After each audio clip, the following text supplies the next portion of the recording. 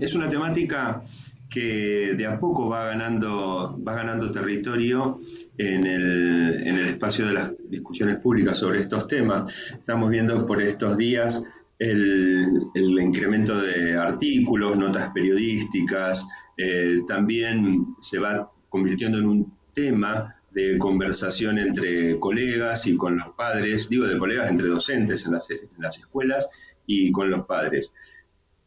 Sin embargo, algo que me parece importante señalar de entrada es que si bien es un fenómeno para prestar atención, digamos, y no minimizarlo, no dejarlo pasar, tal por ejemplo como lo venimos observando en la ONG de la que formo parte, que es la ONG Si nos reímos todos, donde precisamente ponemos la lupa particularmente en algunos temas muy específicos como el bullying, los distintos tipos de violencia que se ejercen sobre los menores y en tal sentido nos interesa también esta temática, la de lo que está sucediendo con el crecimiento del juego en línea, particularmente las apuestas llevadas a cabo por menores de edad, porque si lo miramos detenidamente lo podemos comprender también como una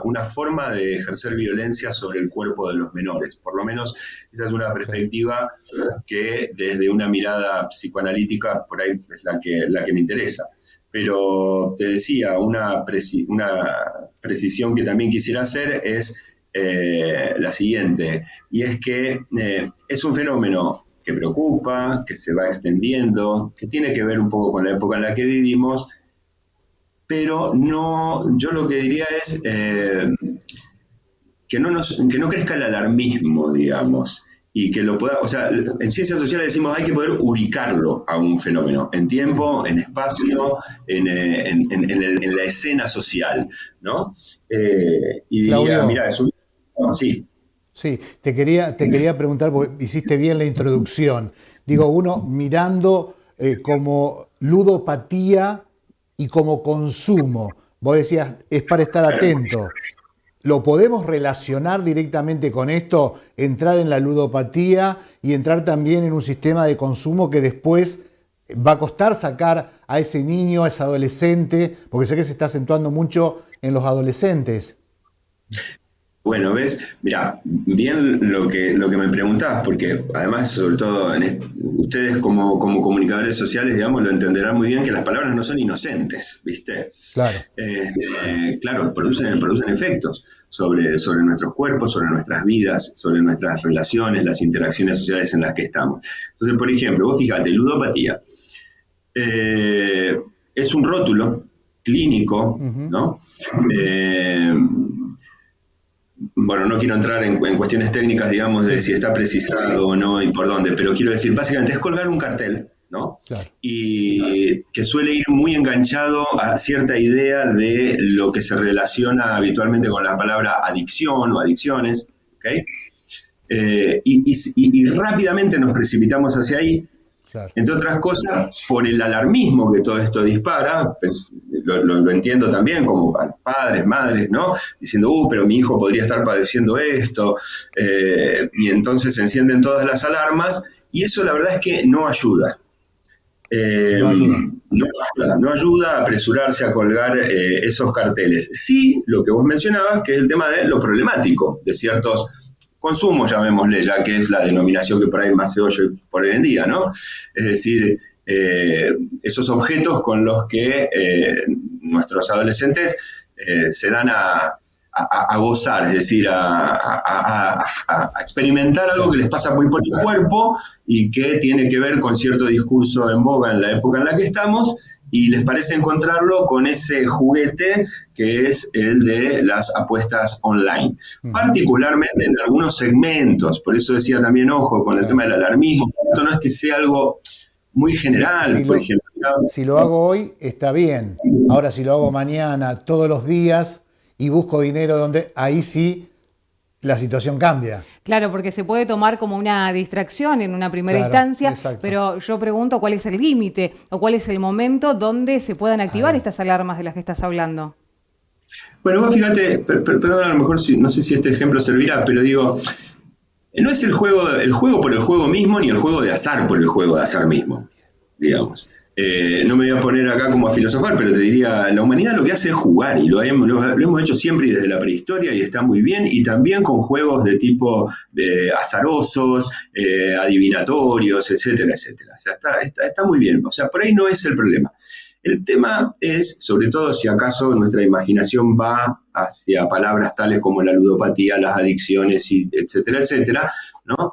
Que es el tema de si nuestros hijos se caen o no de el lazo social, o sea, de las convivencias en las que estamos, que es un poco lo que señalaba recién ahí. Es decir, cuando los comportamientos tienen que ver con aislarse, con borrar la relación con la legalidad, digamos, ¿no? Es decir, por ejemplo, el echar mano de recursos ajenos, el perder el control, el evadirse, el estar atrapado por una preocupación constante, persistente, como si no se pudiera estar pensando en otra cosa. Entonces, cuando nos vamos metiendo por ese tipo de caminos, uno diría, bueno, ahí ponele, sí, estamos hablando de realmente un problema. Ahora, lo problemático del consumo, uno podría decir, bueno, puede ir observando también en los pibes que, por ejemplo, están empezando a abusar, digamos, o sea, a no moderarse, a no saber qué hacer, digamos, con lo que les está pasando y a quedarse como muy pegoteados con esas formas de querer gozar de la manera de hacerse con dinero relativamente fácil, ¿no? Y encima es un camino que hoy en día está facilitado. Hay muchas formas, digamos, de que los pibes puedan salirse del control de los padres en esto, o sea, del control de la mirada de los padres, ¿no? Es decir, ¿qué quiero decir esto? No estoy hablándolo en términos como pensando a los padres como policías, pero lo que quiero decir es, tenemos dificultades en la relación entre generaciones para la producción y transmisión de ciertos criterios para manejarse con algunas cosas en la vida.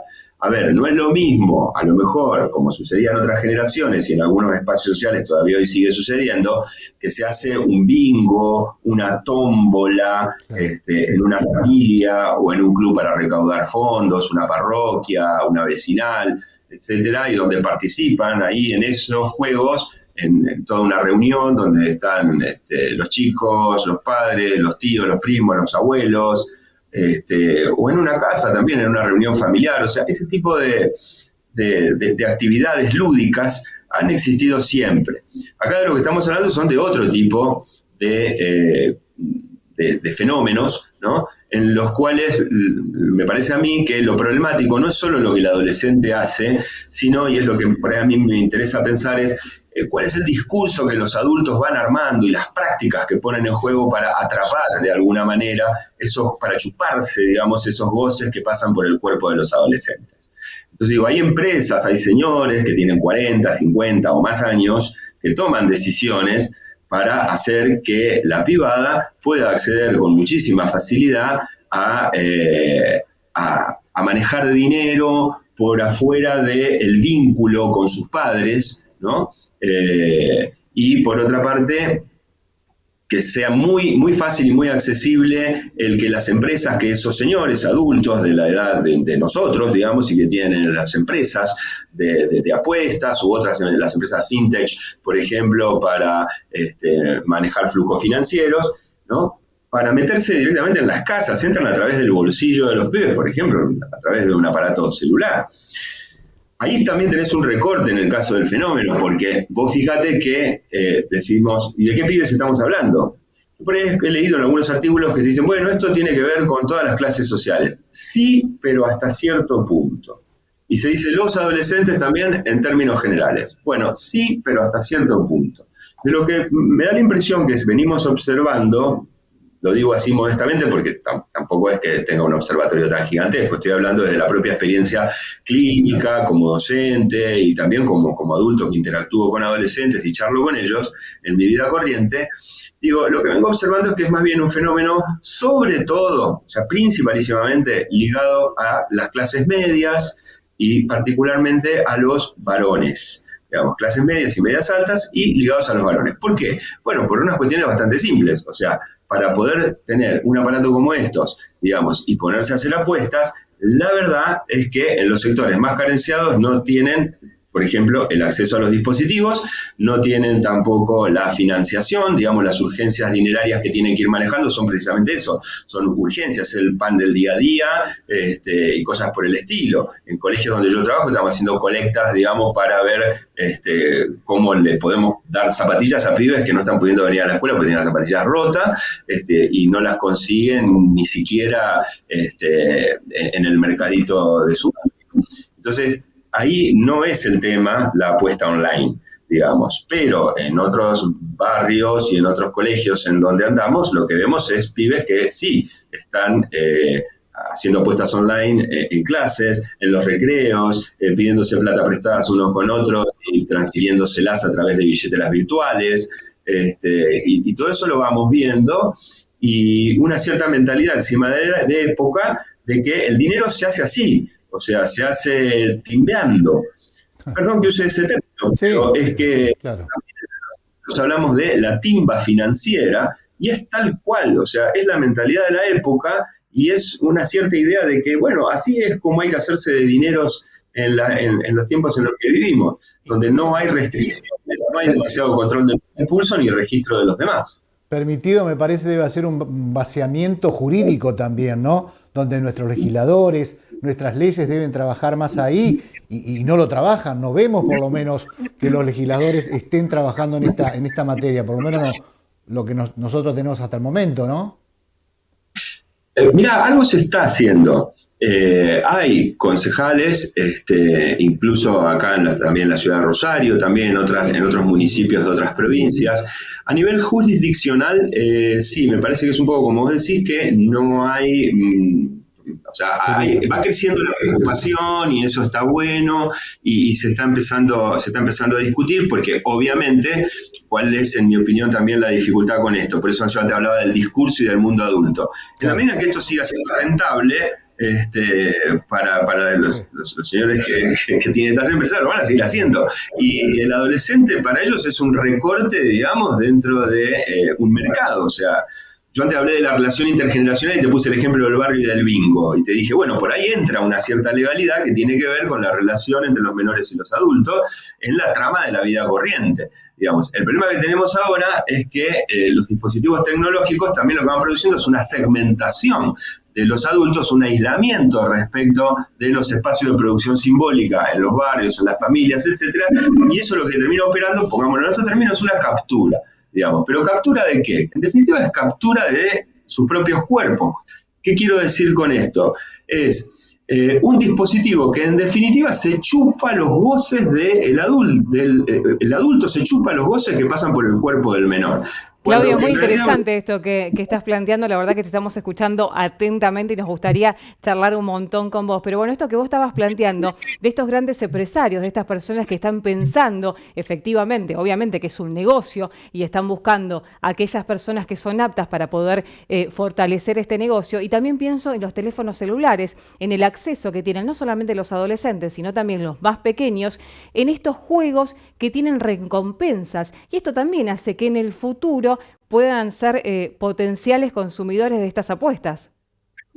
Claro, por eso es que te hablaba de un discurso. Perdón si uso esa palabra, digamos, puede sonar rara, pero cuando la estoy diciendo, no me estoy refiriendo solamente a que a alguien le den una perorata, digamos, sino que estoy hablando de ciertas prácticas, ¿no? O sea, la forma del discurso, si quieres cambiémosla, o sea, la forma en que nos va a venir a recorrer el cuerpo una mentalidad, una forma de ver las cosas y de qué hacer con eso. ¿Y cómo nos va a venir a recorrer el cuerpo? Bueno, pues desde muy temprana infancia o en la niñez, digamos. ¿A través de qué dispositivos? Bueno, dispositivos tecnológicos, obviamente, y con un montón además de software robot para estar midiéndonos a cada rato qué hacemos, qué nos gusta, qué no nos gusta, y nos van armando, no como personas, o sea, ahí la dignidad humana no importa nada, digamos, o sea, ahí lo que importa es cómo te vas construyendo como un usuario, como un cliente, o en definitiva, digamos, como un insumo para poder obtener rentabilidad de lo que esos cuerpitos vayan haciendo desde muy temprano con sus aparatitos.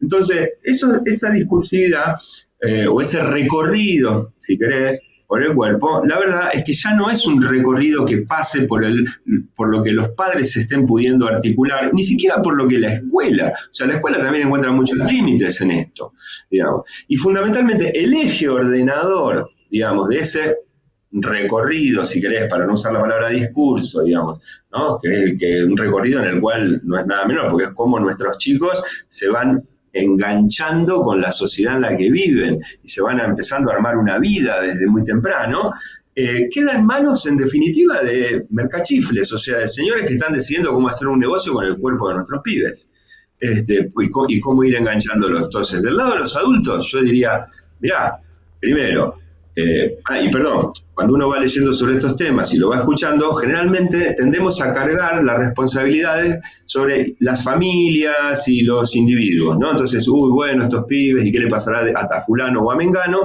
Y qué hará el padre o la madre. Y la verdad que el fenómeno es de tal proporción y es tan enorme que se escapa de las manos, seamos francos. O sea, ¿hasta dónde y qué cosas puede tomar a cargo en términos a veces, si querés, de controles, ¿no? Los padres o las madres al respecto?